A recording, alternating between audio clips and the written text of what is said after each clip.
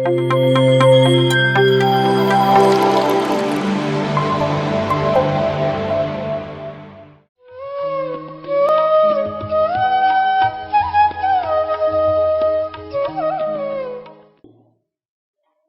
dear masters and my dear gods, ಧ್ಯಾನ, ಸಂಗೀತ, ನೃತ್ಯ ಆನಂದ ಕೊಡುತ್ತೆ.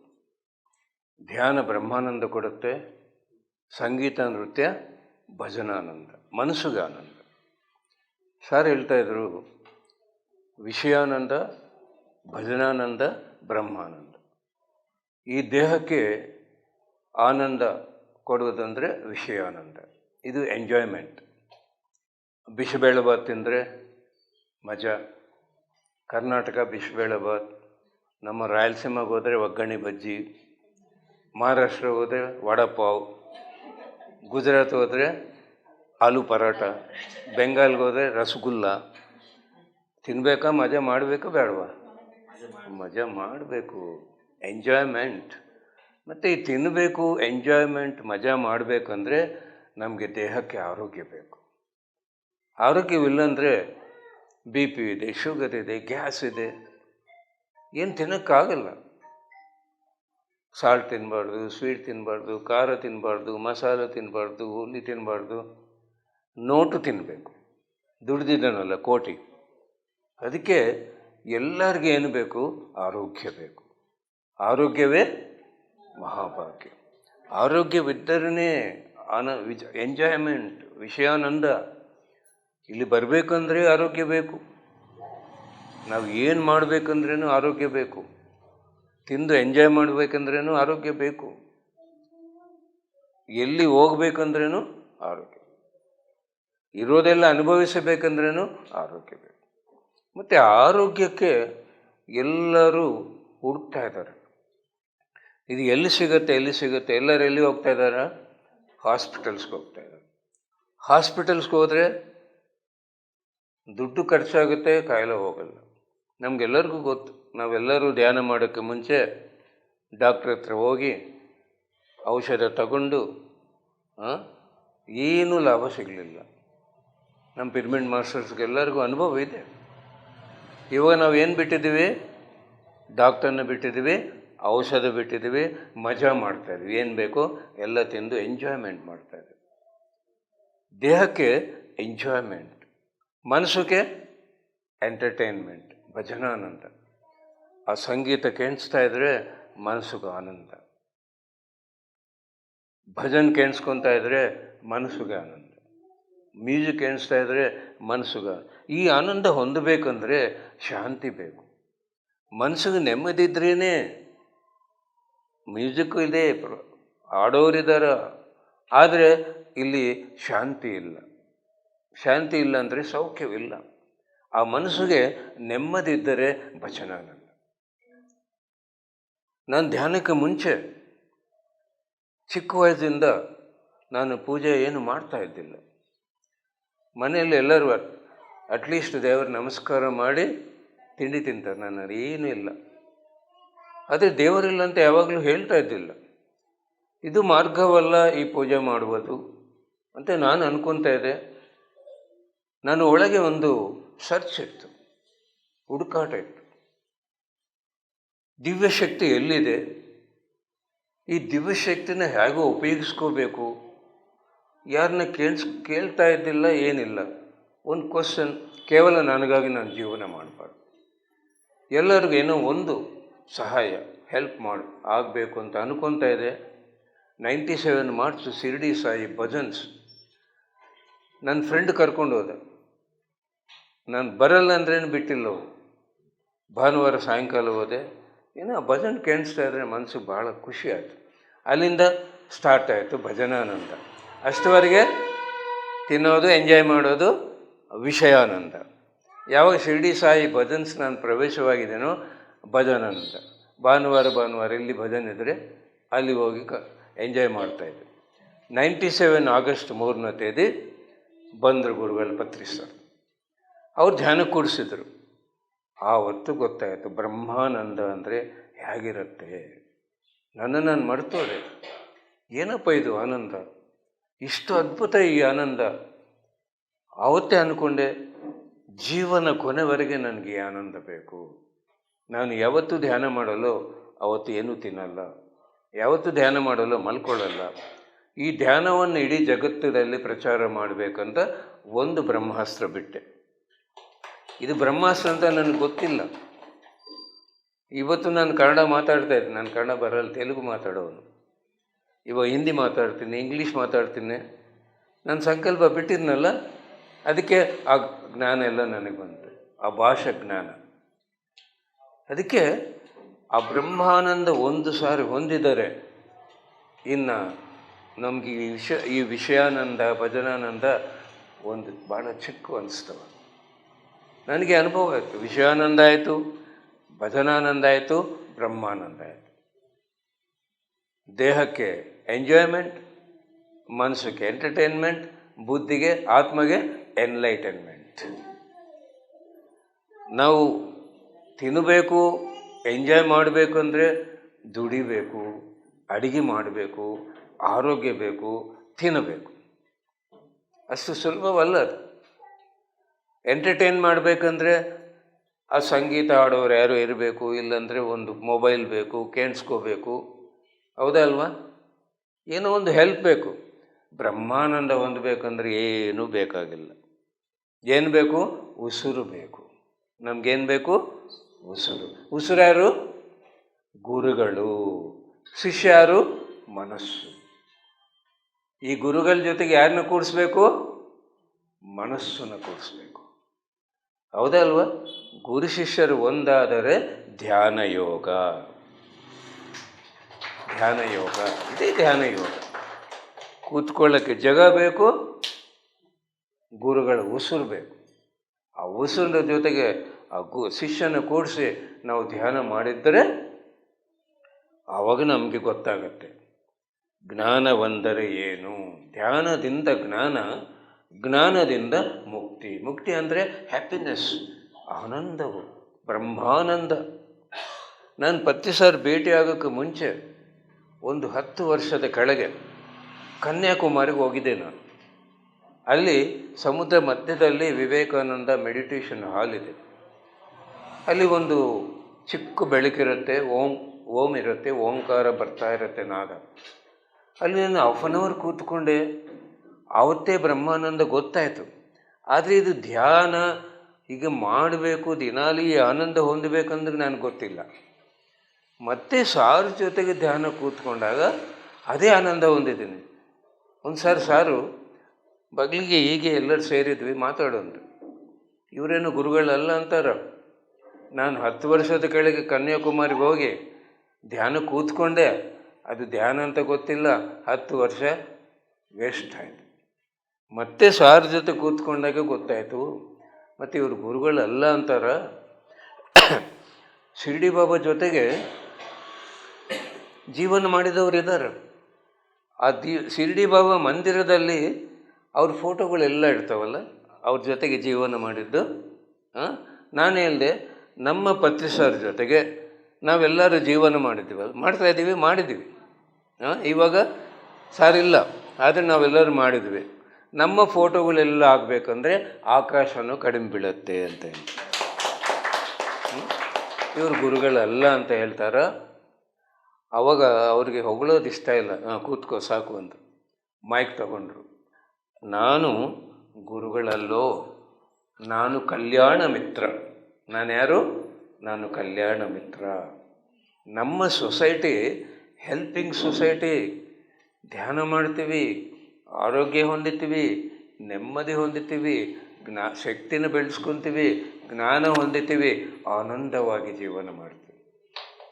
ಎಲ್ಲರಿಗೂ ಧ್ಯಾನ ಹೇಳ್ಕೊಡ್ತೀವಿ, ಎಲ್ಲರೂ ಜೀವನ ಆನಂದವ. ನಮ್ಮದು ಹೆಲ್ಪಿಂಗ್ ಸೊಸೈಟಿ. ಯಾವ ಕುಲ ಮತಕ್ಕೆ ಏನು ಸಂಬಂಧವಿಲ್ಲ ನಮ್ಮ ಸೊಸೈಟಿ ಅಂತ ಹೇಳಿದರು.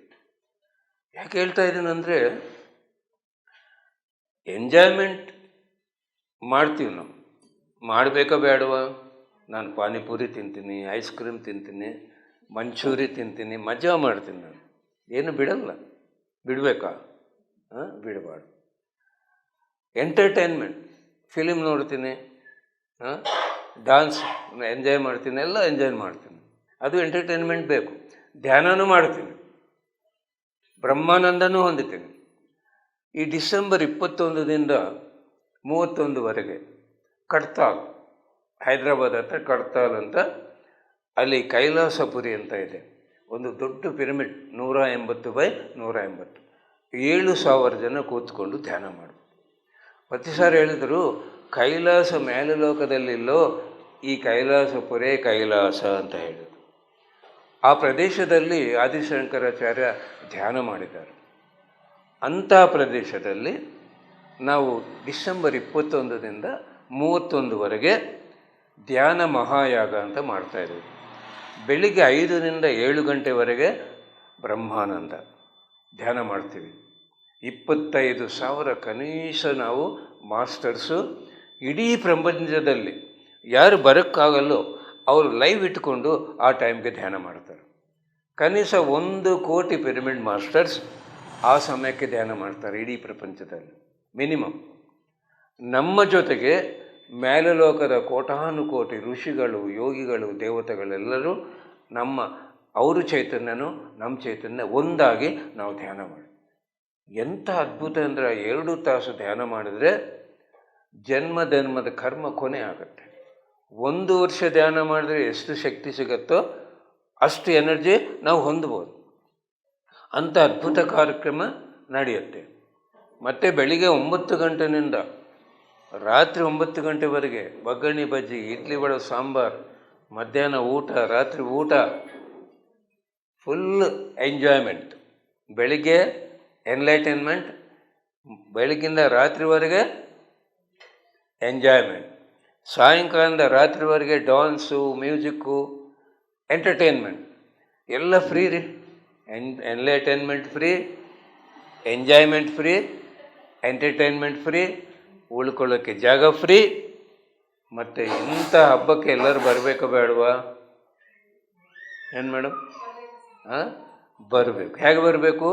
ಬಂಧು ಮಿತ್ರ ಸಕುಟುಂಬ ಸಪರಿವಾರ. ಈ ಬಂಧು ಮಿತ್ರ ಸಕುಟುಂಬ ಅಂದರೆ ಓಕೆ, ಈ ಸಪರಿವಾರ ಯಾರು ಮೇಡಮ್? ಯಾರು ಧ್ಯಾನ ಮಾಡೋಲ್ಲ ಅವರು ಸಪರಿವಾರ.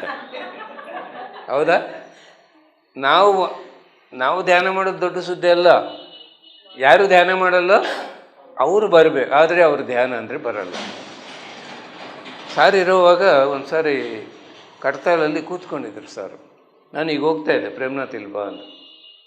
ಈ ಭೂಮಿ ಎಷ್ಟು ಶಕ್ತಿ ತುಂಬಿಕೊಂಡಿದೆ ಅಂದರೆ, ನಮ್ಮ ಪ್ರಸಾದ ತಿಂದರೆ ಸಸ್ಯಾಹಾರಿಗಳಾಗ್ತಾರೆ, ಧ್ಯಾನ ಮಾಡ್ತಾರೆ ಅಂತ ಹೇಳಿ. ಇವರು ಧ್ಯಾನ ಮಾಡಲ್ಲ. ಇವ್ರಿಗೇನು ಹೇಳಬೇಕು? ನೀವು ಬನ್ನಿರಿ, ಒಗ್ಗರಣೆ ಬಜ್ಜಿ ತಿನ್ನಿಸ್ತೀವಿ, ಇಡ್ಲಿ ವಡೆ ಸಾಂಬಾರು ತಿನ್ನಿಸ್ತೀವಿ, ಡ್ಯಾನ್ಸ್ ಇರುತ್ತೆ, ಮ್ಯೂಸಿಕ್ ಇರುತ್ತೆ, ಬೆಟ್ಟಗಳಿದ್ದಾವೆ, ಟ್ರೆಕ್ಕಿಂಗ್ ಮಾಡ್ಬೋದು, ಎಂಜಾಯ್ಮೆಂಟ್ ಎಂಟರ್ಟೈನ್ಮೆಂಟ್ಗೆ ಬನ್ನಿರಿ ಅಂತ ಕರ್ಕೊಂಡು ಬರಬೇಕು. ನಮ್ಮ ಪ್ರಸಾದ ತಿಂತಾರಲ್ಲ, ಪ್ರಸಾದ ಅಂದರೆ ಕೇಸರಿ ಬಾತ್ ಇದಲ್ರಿ, ಒಗ್ಗರಣೆ ಬಜ್ಜಿ, ಇಡ್ಲಿ ವಡೆ ಸಾಂಬಾರು, ಅದೇ ಪ್ರಸಾದ. ನಾವಲ್ಲಿ ಏನು ತಿನ್ನಿಸ್ತೀವೋ ಅವರು ಬದಲಾವಣೆ ಆಗಿಬಿಡ್ತಾರೆ. ಇದು ಒಂದು ಅದ್ಭುತವಾದ ಮಾರ್ಗ. ಸರ್, ನಮ್ಮ ಫ್ಯಾಮಿಲಿಯವರು ಧ್ಯಾನ ಮಾಡಲ್ಲ, ನಮ್ಮ ರಿಲೇಟಿವ್ ಧ್ಯಾನ ಮಾಡಲ್ಲ, ನಮ್ಮ ಫ್ರೆಂಡು ಧ್ಯಾನ ಮಾಡಲ್ಲ ಅಂದರೆ ಏನು ಮಾಡಬೇಕು? ಅವ್ರನ್ನೆಲ್ಲರನ್ನ ಕರ್ಕೊಂಡು ಬರಬೇಕು. 1 ದಿನ ಬನ್ನಿರಿ ಸಾಕು. ಇಲ್ಲಿ ಯಾರನ್ನ ಆ ಪ್ರೋಗ್ರಾಮ್ಗೆ ಬಂದಿರೋರಿದ್ದರೆ ಕೈ ಎತ್ತರಿ. ಕೈಲಾಸಪುರಿ ಹೇಗಿತ್ತು ಮೇಡಮ್? ಮತ್ತೆ ಬರಬೇಕು, ಹೋಗ್ಬೇಕು ಅನಿಸ್ತದ? ಸಾಕು ಅನಿಸ್ತದ? ಇವಾಗ ದಸರಾ ಹಬ್ಬ ಆಯ್ತಲ್ಲ, ಮನೇಲಿ ಯಾರು ಅಡುಗೆ ಮಾಡಿದ್ದು? ಹೆಂಗಸರ ಗಂಡಸರ? ಏನು ಮೇಡಮ್? ಹೆಂಗಸರೇ ಅಲ್ಲ, ನಾವು ಎಂಜಾಯ್ ಮಾಡ್ತೀವಿ. ಅಲ್ಲಿ ಗಂಡಸರು ಅಡುಗೆ ಮಾಡ್ತಾರೆ, ನೀವೆಲ್ಲರೂ ಆರಾಮಾಗಿ ಎಂಜಾಯ್ ಮಾಡ್ತೀವಿ. ಯಾವ ಹಬ್ಬ ಚೆನ್ನಾಗಿರುತ್ತೆ? ಈ ದಸರಾ ಹಬ್ಬನ, ನಮ್ಮ ಕೈಲಾಸಪುರಿ ಧ್ಯಾನ ಯಾಗ ಹಬ್ಬನ. ಆ ಹಬ್ಬ ಮಜಾ ರೀ. ಟೈಮ್ಗೆ ಹೋಗೋದು, ಆರಾಮಾಗಿ ತಿನ್ನೋದು. ಮನೆಗಾದರೆ 6 ಗಂಟೆಗೆ ಎದ್ದೊಳ್ಬೇಕು, ಅಡುಗೆ ಮಾಡಬೇಕು, ಎಲ್ಲರೂ ತಿಂದ ಮೇಲೆ ಹಸುವೆಲ್ಲ ಸತ್ತೋಗಿರುತ್ತೆ ಹೆಂಗಸರಿಗೆ. ಹೌದಾ ಮೇಡಮ್? ಆವಾಗ ತಿನ್ನಬೇಕು. ಇಲ್ಲಿ ನಿಮ್ಮಿಷ್ಟ ರೀ. ಬೆಳಿಗ್ಗೆ 8 ಗಂಟೆಯಿಂದ ರಾತ್ರಿ 11 ಗಂಟೆವರೆಗೆ ತಿಂಡಿ ಊಟ ನಡೀತಾನೇ ಇರುತ್ತೆ. ಯಾರೇ ಆ ಟೈಮ್ಗೆ ಬರಲಿ, ಒಂದು ಅದ್ಭುತ. ನಮ್ಮ ಗುರುಗಳು ಅಂಥ ಹಬ್ಬ ನಮಗೆ ಕೊಟ್ಟು ಹೋಗಿದ್ದಾರೆ. ಆ ಹಬ್ಬಕ್ಕೆ ನಾನು ಕರಿಬೇಕಂತನೂ ಒಂದು ಇಲ್ಲಿ ಅವಕಾಶ ಸಿಕ್ತು ನಮ್ಗೆ. ಎಲ್ಲರೂ ಒಂದು ಸಾರತೆ ಬಂದು ನೋಡ್ರಿ ಆ ಹಬ್ಬ ಹೇಗಿರುತ್ತೋ. ಮತ್ತು ಅಲ್ಲಿ ಅನ್ನದಾನ ನಡೆಯುತ್ತೆ. ದಿನಾಲಿ ಬೆಳಗ್ಗಿಂದ ರಾತ್ರಿವರೆಗೆ ತಿಂಡಿ, ಮಧ್ಯಾಹ್ನ ಊಟ, ರಾತ್ರಿ ಊಟ. 1,00,000 ಯೋಗಿಗಳಿಗೆ ಅನ್ನದಾನ ನಡೆಯುತ್ತೆ. ಒಬ್ಬ ಯೋಗಿಗೆ ಅನ್ನದಾನ ಮಾಡಿದ್ರೆ 1,00,000 ಜನಕ್ಕೆ ಅನ್ನದಾನ ಮಾಡಿದ್ದಾನೆ. ಯೋಗಿಗಳಿಗೆ ಅನ್ನದಾನ ಮಾಡೋ ಭಾಗ್ಯ ನಮ್ಮ ಸೊಸೈಟಿಯಲ್ಲೇ ಇದೆ. ನಾವೆಲ್ಲರೂ ಯಾರ್ರಿ ಯೋಗಿಗಳಲ್ವಾ ನಾವು? ಯಾರು ಯೋಗಿ? ಯೋಗದಲ್ಲಿರೋರೇ ಯೋಗಿ. ಯೋಗ ಅಂದ್ರೇನು? ಕಲಾಯಿಕೆ. ನಾವು ಯಾರ ಜೊತೆಗಿರಬೇಕು? ಈ ಆತ್ಮದ ಜೊತೆಗಿರಬೇಕು. ಈ ಆತ್ಮ ಯಾರು? ಆತ್ಮ ಇದ್ದರೆ ಶಿವ, ಆತ್ಮ ಇಲ್ಲಂದರೆ ಶವ. ಈ ಆತ್ಮ ಯಾರು? ಶಿವ. ಆತ್ಮ ರಾಮ. ರಾಮ ಯಾರು? ಆತ್ಮೆ. ಅಹಂ ಬ್ರಹ್ಮಸ್ಮಿ. ಬ್ರಹ್ಮ ಯಾರು? ಆತ್ಮ. ಅದಕ್ಕೆ ನಾವು ಏನು ಬೇಕಂದ್ರೆ ಯಾರನ್ನ ಬೇಡ್ಕೊತೀವಿ? ಓ ಭಗವಂತ. ಎಲ್ಲಿ ತೋರಿಸ್ತಾ ಇದ್ದೀವಿ? ನಮ್ಮ ಆತ್ಮನೇ. ಈ ಭಗವಂತ ಒಳಗಿದಾನ ಹೊರಗಿದಾನ? ಒಳಗಿದಾನ. ಒಳಗೋಗ್ಬೇಕು ಅಂದರೆ ಕಿಡ್ನಿ, ಲಿವರ್, ಹಾರ್ಟ ದೇಹದ ಒಳಗ ಅಲ್ಲ ರೀ. ನಿನ್ನ ಒಳಗ ನೀನು ಹೋಗಂತ ಇದ್ರು ರಮಣ ಮಹರ್ಷಿ. ನಿನ್ನ ಯಾರೋ ನೀನು ತಿಳ್ಕೊ. ನಿನ್ನ ಒಳಗೆ ನೀನು ಹೋಗಂದರೆ ಈ ದೇಹವಲ್ಲ. ಔಟರ್ ಕಾನ್ಷಿಯಸ್, ಇನ್ನರ್ ಕಾನ್ಷಿಯಸ್, ಸಬ್ ಕಾನ್ಷಿಯಸ್, ಸೂಪರ್ ಕಾನ್ಷಿಯಸ್. ಬಾಹ್ಯ ಚೈತನ್ಯ, ಅಂತರ್ಚೈತನ್ಯ, ಪರಿಚೈತನ್ಯ, ಮಹಾಪರಿಚೈತನ್ಯ. ಈ ದೇಹ, ಮನಸ್ಸು, ಬುದ್ಧಿ ಕೆಲಸ ಮಾಡ್ತಾ ಇದ್ರೆ ನಾವು ಹೊರಗಿರ್ತೀವಿ. ಈ ದೇಹ, ಮನಸ್ಸು, ಬುದ್ಧಿ ನಿಂತೋದ್ರೆ ಒಳಗೆ ಹೋಗ್ತೀವಿ. ಇವಾಗ ನಾನು ಮಾತಾಡ್ತಾ ಇದ್ದೀನಿ, ನನ್ನ ದೇಹ ಕೆಲಸ ಮಾಡ್ತಾ ಇದೆ, ನನ್ನ ಮನಸ್ಸು ಕೆಲಸ ಮಾಡ್ತಾ ಇದೆ. ಹೌದಲ್ವಾ? ಎಲ್ಲಿದ್ದೀನಿ ನಾನು? ಹೊರಗಿದ್ದೀನಿ. ಈ ಕೈ ಜೋಡಿಸಿದ್ದೀನಿ, ಕಾಲು ಜೋಡಿಸಿದ್ದೀನಿ, ಕಣ್ಣು ಮುಚ್ಚಿದ್ದೀನಿ, ದೇಹದ ಕೆಲಸ ನಿಂತೋಯ್ತು. ಈ ದೇಹದ ಕೆಲಸ ನಿಂತೋದ್ರೆ ಲಾಭ ಏನಂದರೆ 100 ಪಟ್ಟು ಶಕ್ತಿನ ಉಳಿಸ್ಕೊತೀವಿ. 100 ಪಟ್ಟು ಶಕ್ತಿನ ಉಳಿಸ್ಕೊಂತೀವಿ. ಈ ಕಣ್ಣು ಮುಚ್ಚಿದರೆ 80 ಪಟ್ಟು ಶಕ್ತಿ ಉಳಿಸ್ಕೊಂತೀವಿ. ಬಾಯಿ ಮುಚ್ಚಿದರೆ 20%. ಈ ಕಣ್ಣಿಗೆ ಬಾಗಿಲಿದೆ, ಬಾಯಿಗೆ ಬಾಗಿಲಿದೆ. ಹೇಗೆ? ಮೂಗು ಬಾಗಿಲಿದೆಯಾ? ಮುಚ್ಚಿಕೊಂಡ್ರೆ ಹೋಗ್ಬಿಡ್ತೀವಿ. ಹೇಗಿದೆ? ಯಾವಾಗ ಕಣ್ಣು ಮುಚ್ಕೋಬೇಕು, ಬಾಯಿ ಮುಚ್ಕೋಬೇಕು, ಶಕ್ತಿನ ನಾವು ಉಳಿಸ್ಕೋಬೇಕು. ಇದು ಜ್ಞಾನ. ಇದು ತಿಳ್ಕೊಳ್ಳೋದೇ ಜ್ಞಾನ. ಇದು ನಾವು ತಿಳ್ಕೋಬೇಕು. ಇದು ಏನು ಅಂತ ತಿಳ್ಕೋಬೇಕು. 5 ನಿಮಿಷ ಟೈಮ್ ಸಿಕ್ತು, ಕಣ್ಣು ಮುಚ್ಕೊಳ್ಳೋಣ, ಶಕ್ತಿನ ಉಳಿಸ್ಕೊಳ್ಳೋಣ. ಈ ಮನಸ್ಸು ನಿಂತೋದರೆ, ಉಸಿರು ಜೊತೆಗೆ ಮನಸ್ಸನ್ನು ಜೋಡಿಸಿದ್ರೆ, ನಿಂತೋದರೆ 1000 ಪಟ್ಟು ಶಕ್ತಿನ ಬೆಳೆಸ್ಕೊತೀವಿ. 100 ಪಟ್ಟು ದೇಹದ ಕೆಲಸ ನಿಂತೋಯ್ತು, 100 ಪಟ್ಟು ಶಕ್ತಿ ಉಳಿಸ್ಕೊಂಡಿದ್ದೀವಿ. ಮನಸ್ಸಿನ ಕೆಲಸ ನಿಂತೋಯ್ತು, 1000 ಪಟ್ಟು ಶಕ್ತಿನೇ ನಾವು ಬೆಳೆಸ್ಕೊಂಡಿದ್ದೀವಿ. ಆ ಶಕ್ತಿನ ನಾವು ಹೊಂದಬೇಕಂದ್ರೆ ಎಲ್ಲಿರಬೇಕು? ಈ ಭಗವಂತನ ಜೊತೆ. ಈ ಭಗವಂತನಿಗೆ ನಮಗೆ ಅಡ್ಡ ಯಾರು ಅಂದರೆ ಮನಸ್ಸು. ಈ ಭಗವಂತನಿಗೆ ನಮಗೆ ಅಡ್ಡ ಯಾರು? ಮನಸ್ಸು. ಮನಸ್ಸು ಅಂದರೆ ಏನು? ಯೋಚನೆ. ಯೋಚನೆ ಅಂದರೆ ಏನು? ಟ್ರಾವೆಲಿಂಗ್ ಮೈಂಡ್, ಓಡಾಡೋ ಮನಸ್ಸು. ಇವಾಗ ನಿಮ್ಮ ಮನಸ್ಸು ನಿಮ್ಮ ಜೊತೆಗಿದೆ, ನನ್ನ ಮನಸ್ಸು ನನ್ನ ಜೊತೆಗಿದೆ. ನಿಮಗೂ ಯೋಚನೆ ಇಲ್ಲ, ನನಗೂ ಯೋಚನೆ ಇಲ್ಲ. ಬಿಟ್ಟಿದ್ದರೆ ಭೂತಕಾಲ, ಭವಿಷ್ಯತ್ ಕಾಲ, ಏನೇನು ಕಳೆದೋಗಿದೆ, ಏನೇನು ನಡೆದಿದೆ, ಇದೆಲ್ಲ ನೆನಪು ಮಾಡ್ಕೊಳ್ಳಿ. ಭವಿಷ್ಯತ್ ಅಂದರೆ ಏನಾಗುತ್ತೆ ನಾಡು, ಯೋಚನೆ ಮಾಡುವುದು. ಈ ಮನಸ್ಸು ಓಡಾಡ್ತಾ ಇರುತ್ತೆ. ಇದು ಮಂಗ. ಈ ಭೂತಕಾಲದಲ್ಲಿ, ಭವಿಷ್ಯತ್ ಕಾಲದಲ್ಲಿ ಹೋಗೋ ಮಂಗನ ನಾವು ಉಸಿರಿನ ಜೊತೆಗಿಟ್ಟಿದ್ರೆ ವಾಯುಪುತ್ರ ಆಗ್ತೀವಿ. ಏನಾಗ್ತೀವಿ? ವಾಯುಪುತ್ರ. ಯಾವಾಗ ಉಸಿರಾಟ ಗಮನ ಮಾಡಿ ವಾಯುಪುತ್ರ ಆಗ್ತೀವೋ ಮನಸ್ಸು ನಿಂತೋಯ್ತು. ಅವಾಗ ನಾವು ಯಾರ ಜೊತೆಗಿಡ್ತೀವಿ? ಈ ಭಗವಂತನ ಜೊತೆಗಿಡ್ತೀವಿ. ಕಣ್ಣು ಮುಚ್ಚಿದ್ದರೇನು, ಕಣ್ಣು ಬಿಟ್ಟಿದ್ದರೇನು, ಮನಸ್ಸು ನಮ್ಮ ಜೊತೆಗಿರಬೇಕು. ಇವಾಗ ಕಣ್ಣು ಬಿಟ್ಟಿದ್ವಿ, ನೀವು ಕೇಳಿಸ್ಕೊತಾ ಇದ್ರಿ, ನಾನು ಹೇಳ್ತಾ ಇದ್ದೀನಿ. ಇದು ಏನಂತಾರೆ, ಏನು ಕೆಲಸ ಮಾಡಿದರೆ ಕೆಲಸನ ಏನಂತಾರೆ, ಕರ್ಮ ಅಂತಾರೆ. ಮಾಡೋ ಕೆಲಸವು ಕರ್ಮ ಅಂತಾರೆ. ಇವನು ಕೇಳಿಸ್ಕೊಳ್ಳೋ ಕರ್ಮದಲ್ಲಿದ್ದರೆ ನಾನು ಹೇಳೋ ಕರ್ಮದಲ್ಲಿದ್ದೀನಿ. ನಿಮ್ಮ ಮನಸ್ಸು ನಿಮ್ಮ ದೇಹದ ಜೊತೆಗಿದ್ದರೆ ಕೇಳಿಸ್ಕೊಳ್ಳೋದು. ಈ ಕಿವಿಗಳು ಕೇಳಿಸ್ಕೊಳ್ಳಲ್ಲ, ಮನಸ್ಸು ಕೇಳಿಸ್ಕೊಳ್ಳುತ್ತೆ. ನಾನು ಮಾತಾಡ್ತಿದ್ದೀನಲ್ಲ, ನನ್ನ ಮನಸ್ಸು ನನ್ನ ಜೊತೆಗಿದ್ದರೆ ನನಗೆ ಜ್ಞಾನ ಇರುತ್ತೆ, ಅರಿವಿರುತ್ತೆ ಏನು ಮಾತಾಡಬೇಕು. ಇಲ್ಲಂದರೆ ಏನೇನೋ ಮಾತು ಬಂದುಬಿಡುತ್ತೆ.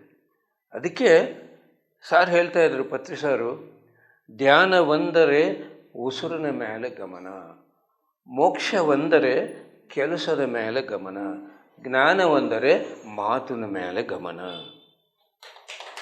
ಧ್ಯಾನವೆಂದರೆ ಉಸಿರಿನ ಮೇಲೆ ಗಮನ, ಮೋಕ್ಷವೆಂದರೆ ಕೆಲಸದ ಮೇಲೆ ಗಮನ, ಜ್ಞಾನವೆಂದರೆ ಮಾತಿನ ಮೇಲೆ ಗಮನ. ಮನಸ್ಸ ವಾಚ ಕರ್ಮಣ. ಕಣ್ಣು ಮುಚ್ಚಿದ್ವಿ, ಈ ಗುರುಗಳು ಉಸಿರು ಎಲ್ಲಿ ಹೋಗಲ್ಲ, ಈ ಶಿಷ್ಯ ಮನಸ್ಸು ಹೋಗ್ತಾ ಇದ್ದಾನೆ, ಜೊತೆ ಕೂಡಿಸ್ಬೇಕು. ಉಸಿರು ಮನಸ್ಸು ಒಂದಾದರೆ ಧ್ಯಾನ ಯೋಗ. ಉಸಿರು ಮನಸ್ಸು ಒಂದಾದರೆ ಧ್ಯಾನ ಯೋಗ. ಕಣ್ಣು ಮುಚ್ಚಿದರೆ ಧ್ಯಾನ ಯೋಗದಲ್ಲಿರಬೇಕು. ಕಣ್ಣು ಬಿಟ್ಟಿದ್ದೀವಿ, ಏನೋ ಕೆಲಸ ಮಾಡ್ತಾ ಇರ್ತೀವಿ, ತಿಂತಾ ಇರ್ತೀವಿ, ಅಡುಗೆ ಮಾಡ್ತಾ ಇರ್ತೀವಿ, ಮಾತಾಡ್ತಾ ಇರ್ತೀವಿ, ಇದೇ ಕರ್ಮ. ಕಣ್ಣು ಬಿಟ್ಟಿದಾಗ ದೇಹ ಮನಸ್ಸು ಒಂದಾಗಿ ಇರಬೇಕು. ನೀವು ಏನನ್ನ ಕೆಲಸ ಮಾಡಿರಿ, ದೇಹ ಮನಸ್ಸು ಒಂದಾಗಿ ಕೆಲಸ ಮಾಡಬೇಕು. ಇದೇ ಕರ್ಮಯೋಗ ಅಂತಾರೆ. ಬಾಡಿ ಆ್ಯಂಡ್ ಮೈಂಡ್ ಪ್ರೆಸೆಂಟ್ ಇದ್ದರೆ attention, body present mind absent ಆದರೆ ಟೆನ್ಷನ್. ದೇಹ ಮನಸ್ಸು ಒಂದಾದರೆ ಧ್ಯಾನ, ಮನಸ್ಸು ದೇಹ ಬೇರೆ ಆದರೆ ಪರಧ್ಯಾನ. ಹೌದಲ್ವ? ಗಾಡಿ ಓಡಿಸ್ತಾ ಇದ್ವಿ, ಮೈಂಡ್ ಎಲ್ಲ ಹೋಯ್ತು, ಏನಾಗುತ್ತೆ? ಆಕ್ಸಿಡೆಂಟ್. ಏನಾಗುತ್ತೆ ಆಕ್ಸಿಡೆಂಟ್ ಆದರೆ? ಯಾರಿಗೆ ಟೆನ್ಷನು? ಅವನೊಬ್ಬನಿಗೇನಾ? ಅವನ ಫ್ಯಾಮಿಲಿ ಮೆಂಬರ್ಸು, ಫ್ರೆಂಡ್ಸು, ಎಲ್ಲರಿಗೂ ಟೆನ್ಷನ್. ಸಮಯ ಹಾಳಾಯಿತು, ದುಡ್ಡು ಹಾಳಾಯಿತು, ಎದುರಿಗಿರೋನ ಕಾಲು ಮುರಿದೋಯ್ತು. ಆ ಕರ್ಮ ಇವನು ಅನುಭವಿಸಬೇಕು. ಒಂದು ಕ್ಷಣ ಮನಸ್ಸು ಜೊತೆಗಿಲ್ಲಂದರೆ ಏನಾಗುತ್ತೋ ನಾವು ಗಮನಿಸ್ತಾ ಇಲ್ಲ. ಒಂದು ತಾಸು ಕಣ್ಣು ಮುಚ್ಕೊಂಡು ಧ್ಯಾನ ಮಾಡೋದು ದೊಡ್ಡ ಸುದ್ದಿಯಾ? ಹೆಚ್ಚಿಗೆ ಸಮಯ ನಾವು ಕಣ್ಣು ಬಿಟ್ಟು ಏನೋ ಒಂದು ಕರ್ಮ ಮಾಡ್ತಾ ಇರ್ತೀವಿ, ಹೌದಲ್ವಾ? ಮತ್ತು ಮನಸ್ಸು ಜೊತೆಗಿದ್ದು ಕರ್ಮ ಮಾಡಬೇಕಾ? ಮನಸ್ಸು ಬೇರೆನಾ? ಡಾಕ್ಟರ್ ಸರ್ಜರಿ ಮಾಡ್ತಾ ಇದ್ದಾರ, ಹಾರ್ಟ್ ಸರ್ಜರಿ, ಇಲ್ಲ ಹೋಯ್ತು ಮನಸ್ಸು. ಅವರೇನು ಯೋಗಿಗಳ? ಅವ್ರ ಮನಸ್ಸು ಹೋಗುತ್ತೆ. ಏನಾಗುತ್ತೆ ಅವಾಗ? ಏನಾಗುತ್ತೆ ರೀ? ಫೇಲ್ಯೂರ್ ಕಾರಣ ಏನು? ಮನಸ್ಸು ಜೊತೆಗಿರಲ್ಲ. ಆ ಡಾಕ್ಟರ್ಗೆ ಕೆಟ್ಟ ಹೆಸರು ಬಂತು, ಅವ್ರಿಗೇನು ಆನಂದವಿಲ್ಲ, ಆ ಪೇಷಂಟ್ ಸತ್ತೋಗಿದ್ದಾನೆ. ಇದು ಮರ್ಡರ್ ಅಲ್ವಾ? ಈ ಕರ್ಮ ಡಾಕ್ಟರ್ ಅನ್ವಯಿಸಬೇಕು. ನೋಡಿ, ಒಂದು ಕ್ಷಣ ನಮ್ಮ ಮನಸ್ಸು ಜೊತೆಗಿಲ್ಲಂದರೆ ಏನು ನಡೆಯುತ್ತೆ ನಾವು ಗಮನ ಮಾಡ್ತಾ ಇಲ್ಲ. ಫೇಲ್ಯೂರ್, ಟೆನ್ಷನ್, ದುಃಖ, ದುಡ್ಡು ಹಾಳು, ಸಮಯ ಹಾಳು, ಕರ್ಮ ಅನುಭವಿಸಬೇಕು. ಕ್ಯಾಶಿಯರ್ 500 ನೋಟ್ ಕೌಂಟ್ ಮಾಡ್ತಾ ಇದ್ದಾನೆ, ಎಲ್ಲೋ ಹೋಯ್ತು ಮೈಂಡ್. 10 ನೋಟ್ ಯಾರೋ ಹೆಚ್ಚಿಗೆ ತಗೊಂಡೋದು. ಬರೋ ಸಂಬಳ 50,000, 5,000 ನಷ್ಟ ಆದರೆ ಆ ಫ್ಯಾಮಿಲಿಗೆ ಎಷ್ಟು ದುಃಖ ರೀ. ಏನು ದುಡಿಯೋದಷ್ಟು ಸುಲಭವ? ಫೇಲ್ಯೂರ್, ದುಃಖ, ಟೆನ್ಷನ್. ಮಕ್ಕಳು ಸ್ಕೂಲಲ್ಲಿ ಕೇಳಿಸ್ಕೊತಾ ಇದ್ದಾರೆ, ಮೈಂಡ್ ಆ್ಯಬ್ಸೆಂಟ್, ಅರ್ಥ ಆಗಲ್ಲ. ಓದ್ತಾ ಇದ್ದಾರ, ಮೈಂಡ್ ಆ್ಯಬ್ಸೆಂಟ್, ಅರ್ಥ ಆಗಲ್ಲ. ಅದಕ್ಕೆ ನಾವು ತಿಳ್ಕೋಬೇಕು. ಯಾಕೆ ಧ್ಯಾನ ಮಾಡಬೇಕಂದ್ರೆ ಆ ಮನಸ್ಸು ನಮ್ಮ ಕಂಟ್ರೋಲಲ್ಲಿ ಇರಲ್ಲ. ಇವಾಗ ಡ್ಯಾನ್ಸ್ ಮಾಡ್ತಾ ಇದ್ದಾರೆ, ಆ ಮಾಡೋವಾಗ ಏನು ಬೇಕು ನಮಗೆ? ಕಾನ್ಸಂಟ್ರೇಷನ್, ಎನರ್ಜಿ ಬೇಕು. ಕಾನ್ಸಂಟ್ರೇಷನ್ ಅಂದರೆ ದೇಹ ಮನಸ್ಸು ಒಂದಾಗಿ ಆ ಸ್ಟೆಪ್ ಹೇಗೆ ಆಗಬೇಕು. ಇಲ್ಲಾಂದರೆ ಡ್ಯಾನ್ಸ್ ಫೇಲ್ಯೂರ್. ಆ ಡ್ಯಾನ್ಸ್ ಮಾಡೋಕ್ಕೆ ಎನರ್ಜಿ ಬೇಕು. ಧ್ಯಾನ ಮಾಡಿದ್ರೆ ಏನಾಗುತ್ತೆ? ಫುಲ್ ಎನರ್ಜಿ ತುಂಬಿಕೊಂತೀವಿ. ಆ ಕಾನ್ಸಂಟ್ರೇಷನ್ 100% ಕಾನ್ಸಂಟ್ರೇಷನ್ ಇರುತ್ತೆ. ಅವಾಗೇನಾಗುತ್ತೆ? ಆಟೋಮೆಟಿಕಲಿ ಸಕ್ಸಸ್ ಸಿಗುತ್ತೆ. ಅದಕ್ಕೆ ಕಣ್ಣು ಮುಚ್ಚಿದಾಗ ಧ್ಯಾನಯೋಗ, ಕೆಲಸ ಮಾಡ್ತಾ ಇರುವಾಗ ಕರ್ಮಯೋಗ, ಮಾತಾಡ್ತಾ ಇರುವಾಗ ಜ್ಞಾನಯೋಗ. ಈ ನಾಲಿಗೆ ಮೇಲೆ ಯಾವ ಮಾತು ಬರುತ್ತೆ ಅರಿವಿರಬೇಕು. ಇದು ಬಿಡಬೇಕಾ ಬೇಡವಾ? ಬಿಟ್ಟಿದ್ರೆ ಏನಾಗುತ್ತೆ? ಮುಗೀತು. ವಾಪಸ್ ತಗೊಳ್ಳೋಕ್ಕಾಗತ್ತೆ? ಆಗಲ್ಲ. ಅದಕ್ಕೆ ಸರ್ ಹೇಳ್ತಾ ಇದ್ರು, face is the index of the mind, word is the index of the soul ಅಂತ. ಮುಖ ನೋಡಿದರೆ ಎಷ್ಟು ದುಃಖ ಇದೆ, ಏನು ಅಷ್ಟು ಭಯ ಇದೆ, ಏನು ಭಾಳ ಖುಷಿಯಾಗಿದೆ, ಅವ್ರಿಗೆ ಹೇಳೋ ಕೆಲಸ ಇಲ್ಲ. ನಮಗೆ ಗೊತ್ತಾಗ್ಬಿಡುತ್ತೆ. ಮಾತು ಮಾತಾಡ್ತಾ ಇದ್ದರೆ ಆ ಆತ್ಮ ಎಲ್ಲಿದೆ ಅಂತ ಗೊತ್ತಾಗತ್ತೆ ರೀ. ಏನು ಅದ್ಭುತವಲ್ಲ ಮಾತು. ಇಜ್ಜಲವಂತು ಮಾತು, ಇಜ್ಜಲವಂತು ಹಣೆಬಾರ.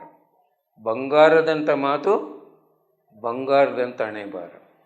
ವಜ್ರದಂಥ ಮಾತು, ವಜ್ರದಂಥ ಹಣೆಬಾರ. ಹೌದಾ?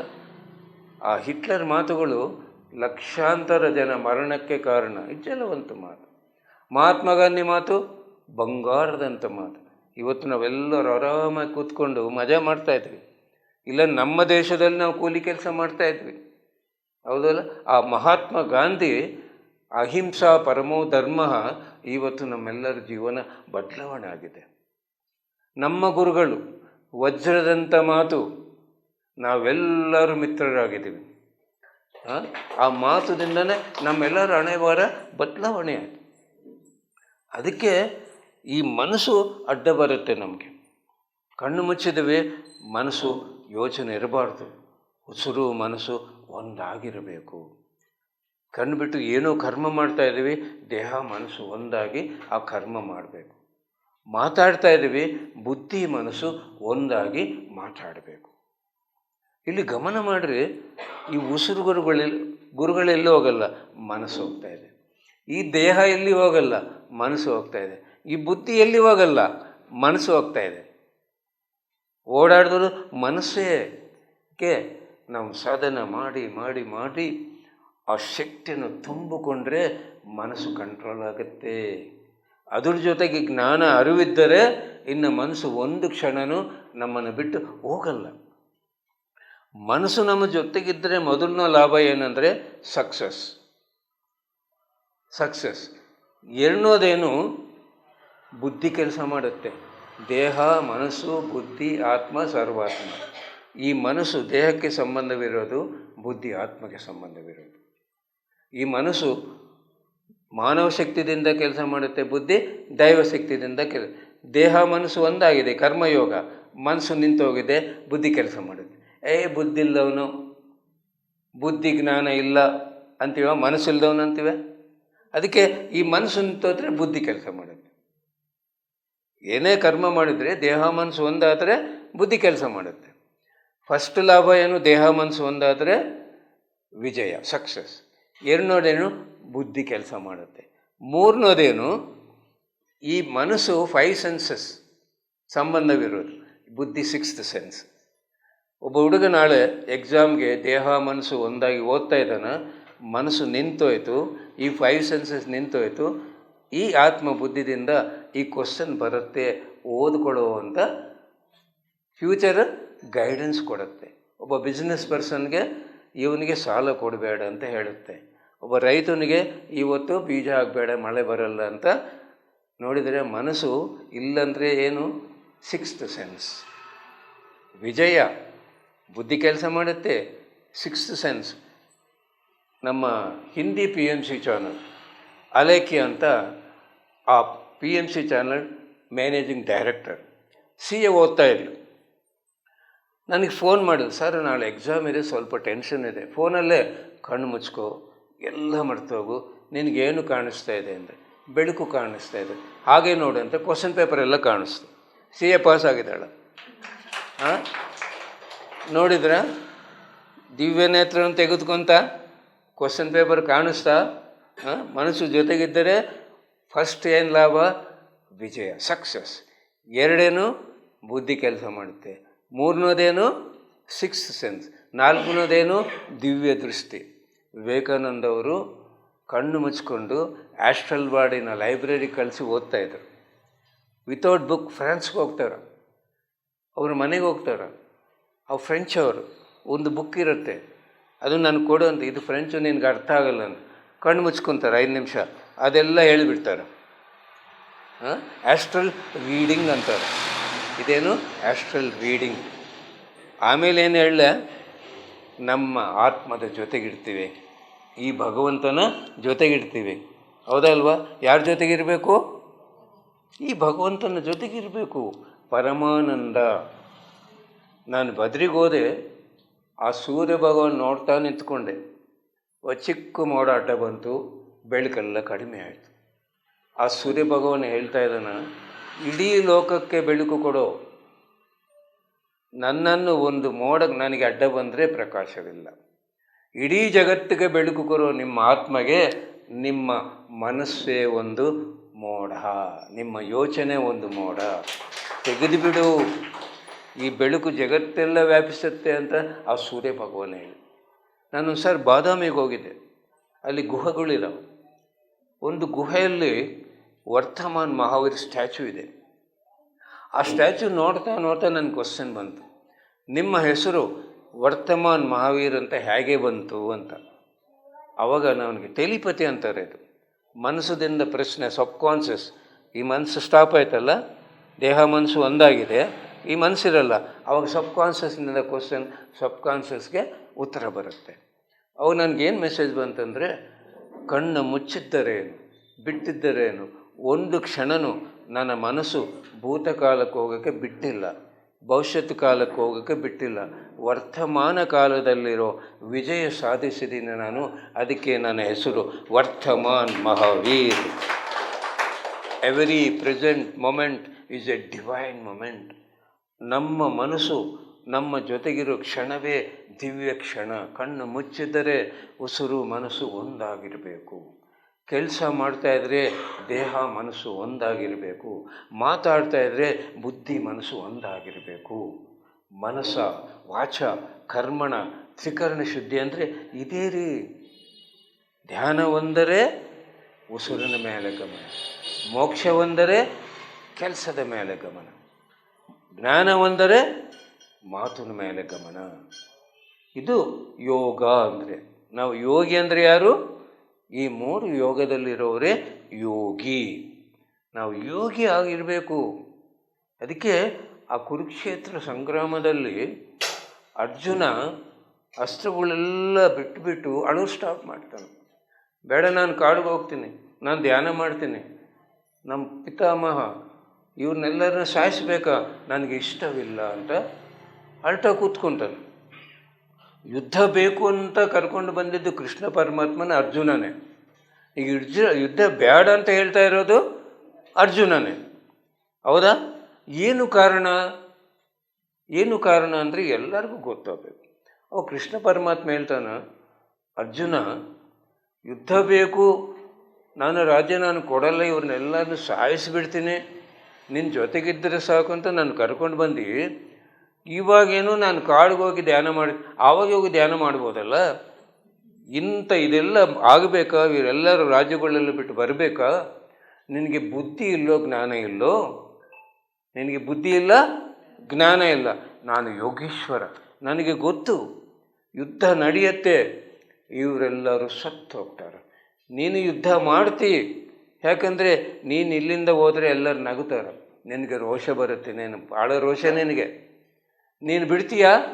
ಯುದ್ಧ ಮಾಡ್ತೀಯ, ಸಾಯಿಸಿಬಿಡ್ತೀಯ. ತಿಳ್ಕೊ, ನಿನಗೇನು ಗೊತ್ತಿಲ್ಲ, ನನಗೆಲ್ಲ ಗೊತ್ತು. ನಾನು ತ್ರಿಕಾಲ ತ್ರಿಲೋಕ ಜ್ಞಾನಿ, ನಾನು ಯೋಗೀಶ್ವರ, ನನಗೆಲ್ಲ ಗೊತ್ತು. ತಸ್ಮಾತ್ ಯೋಗಿ ಭವ ಅರ್ಜುನ. ಅಲ್ಲಿ ಹೇಳ್ತಾನ್ರಿ, ಯಾರು ಧ್ಯಾನ ಮಾಡಲ್ಲೋ ಅರ್ಜುನ ಅಂದರೆ ಕೇವಲ ಅರ್ಜುನ ಅಲ್ಲ, ಈ ಇಡೀ ಭೂಲೋಕದಲ್ಲಿ ಯಾರು ಧ್ಯಾನ ಮಾಡಲ್ಲೋ ಅವರೆಲ್ಲರೂ ಅರ್ಜುನರು. ಹೇಳೋರು ಕೃಷ್ಣ ಪರಮಾತ್ಮ. ಪಿರಮಿಡ್ ಮಾಸ್ಟರ್ಸ್ ಎಲ್ಲರೂ ಯಾರ್ರೀ? ನಾವೆಲ್ಲರೂ ಕೃಷ್ಣ ಪರಮಾತ್ಮರೇ. ಎಲ್ಲರೂ ಹೇಳ್ತಾ ಇಲ್ವಾ ಧ್ಯಾನ ಮಾಡು, ಯೋಗಿ ಆಗು ಅಂತ? ಆ ಡ್ಯೂಟಿನೇ ನಾವು ತಗೊಂಡಿದ್ದೀವಿ. ಅದಕ್ಕೆ ತಿಳ್ಕೋಬೇಕು.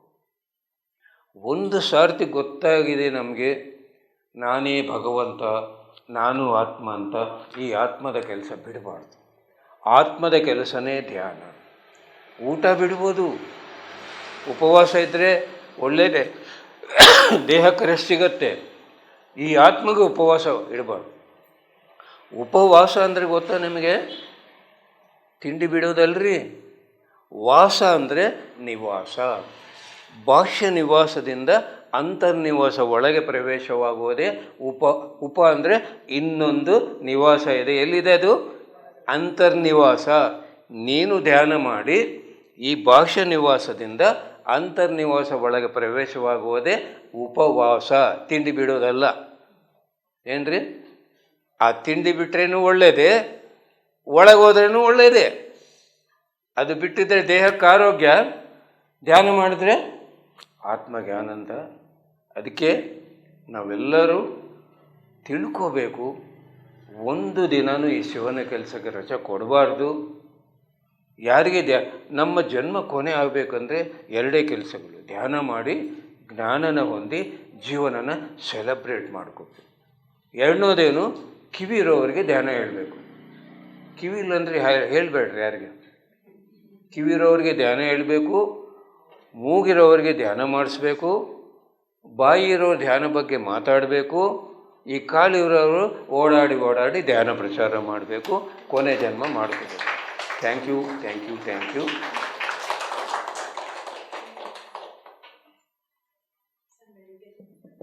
PMC ಕನ್ನಡ ಚಾನೆಲ್ ಅನ್ನು ಲೈಕ್ ಮಾಡಿ, ಶೇರ್ ಮಾಡಿ, ಸಬ್ಸ್ಕ್ರೈಬ್ ಮಾಡಿ ಮತ್ತು ಮಾಡಿಸಿ.